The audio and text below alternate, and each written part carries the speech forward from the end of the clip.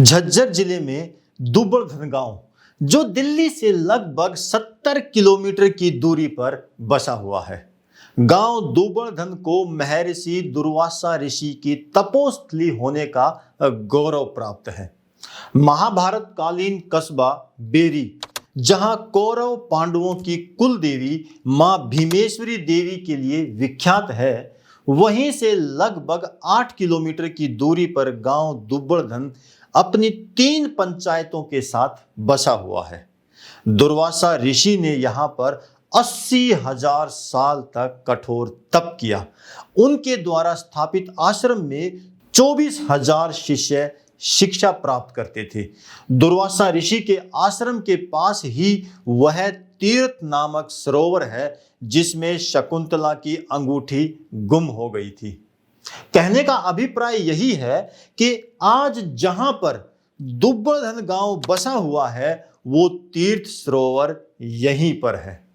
इस सरोवर का वर्णन महाकवि कालिदास द्वारा रचित अभिज्ञान शाकुंतलम में भी आता है तथा यह सरोवर भारतवर्ष के 68 तीर्थों में गिना जाता है। भारतीय धर्म ग्रंथों के अनुसार महर्षि अत्रि और महासती अनसुया ने 100 वर्ष तक जगदीश्वर, जगत को बनाने वाला, को एक समझकर तपस्या की। उनकी तपस्या से प्रसन्न होकर ब्रह्मा, विष्णु और शिव ने एक साथ दर्शन दिए। उनको देख महर्षि अत्रि और महासती अनसुया ने कहा कि प्रभु, हमने तो श्रेष्ठ संतान हेतु एक जगदीश्वर की तपस्या की थी, आप तो 3 हैं। आप में से जो भी जगत की रचना करने वाला हो, वही हमें श्रेष्ठ पुत्र प्राप्त होने का वर दे। तब तीनों ने कहा, हम तीनों ही जगत की रचना करने वाले हैं, तीनों एक ही हैं। हमारे तीनों के अंश से ही तुम्हें एक पुत्र प्राप्त होगा।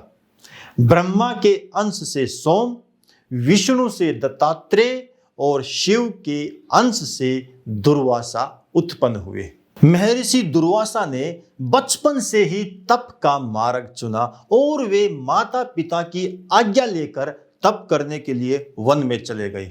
उस समय सरस्वती नदी हरियाणा से होकर बहा करती थी, जिसके किनारे अनेक ऋषि मुनियों ने कठोर तप किया।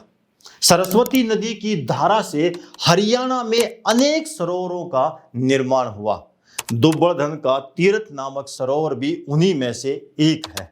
जब दुर्वासा तप के लिए उपयुक्त स्थान की तलाश कर रहे थे, तो गहरे वन में इस पवित्र स्थल पर उनकी दृष्टि पड़ी।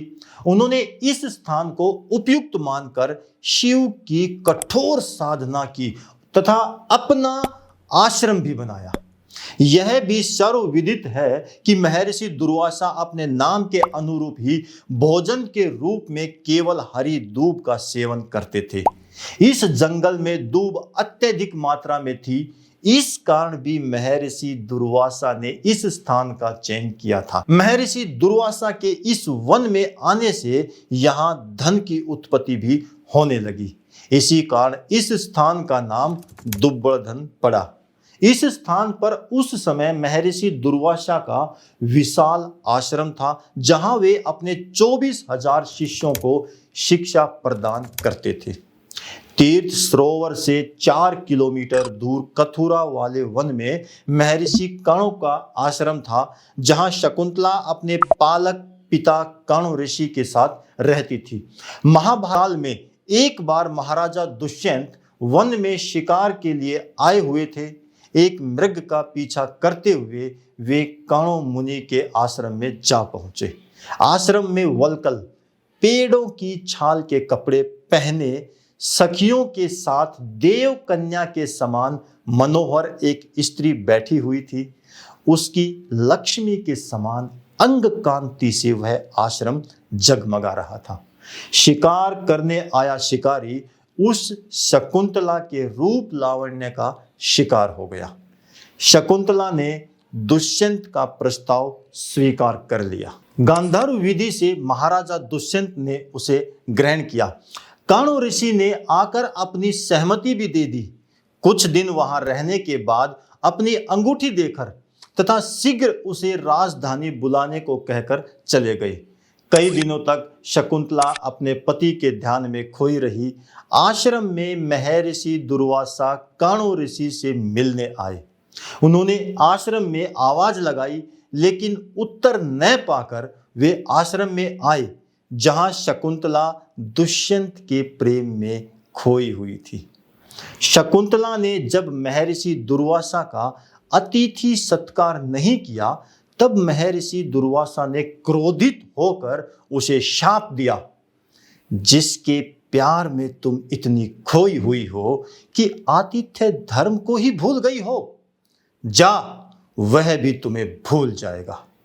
शकुंतला व उसकी सखियों द्वारा अनुनय विनय करने पर दुर्वासा ने शाप की अवधि को कम करते हुए कहा कि समय आने पर उसकी दी गई निशानी तुम्हारा स्मरण कराएगी।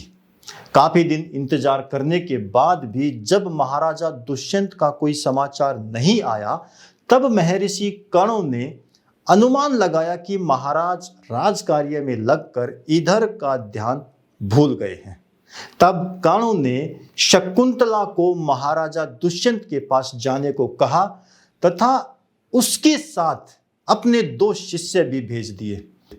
राजमहल जाते समय रास्ते में शकुंतला ने तीर्थ नामक सरोवर के पास विश्राम किया तथा पानी पीते समय अंगूठी उसकी उंगली से निकलकर तीर्थ सरोवर में जा गिरी।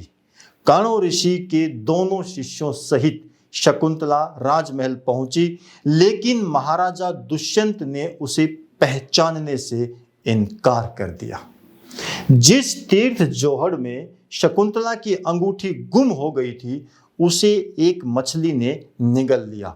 मछुआरों ने जाल डालकर मछलियों को पकड़ लिया। जिसने उसको काटा उसे वह अंगूठी मिली।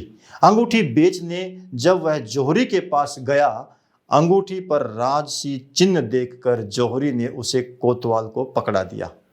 इस प्रकार वह बंदी होकर राजा के सम्मुख पहुंचा। अंगूठी देखते ही शाप का प्रभाव दूर हो गया। महाराजा ने उसे पुरस्कार देकर छोड़ दिया और अंगूठी अपने पास रख ली। अब उन्हें अपने कृत्य पर बड़ा पश्चाताप हुआ। शकुंतला के विरह में वे चिंतित रहने लगे। शकुंतला का पता चलने पर दुष्यंत ने उसे वह अपने पुत्र भरत को ले आए। महाकवि कालिदास कृत अभिज्ञान शाकुंतलम में भी इस तीर्थ का वर्णन मिलता है। बेरी में भी महर्षि दुर्वासा द्वारा निर्मित देवी का मंदिर है, जहां वे हस्तिनापुर की कुल देवी मां भीमेश्वरी की पूजा अर्चना के लिए प्रतिदिन बेरी जाते थे। बताया जाता है कि इस तीर्थ की यात्रा श्रवण कुमार ने अपने माता पिता को भी कराई थी, जिनकी स्मृति में गांव छारा में श्रवण कुमार का मंदिर स्थापित है। यह मंदिर हरियाणा का एकमात्र श्रवण कुमार का मंदिर है। लोक कथाओं में वनवास के दौरान श्री राम, सीता व लक्ष्मण का भी इस वन में ठहरने का वर्णन मिलता है। इस स्थान को महर्षि दुर्वासा व श्रृंगी ऋषि की मिलन स्थली के रूप में भी जाना जाता है, जो आज बाबा सिद्ध के नाम से विख्यात है।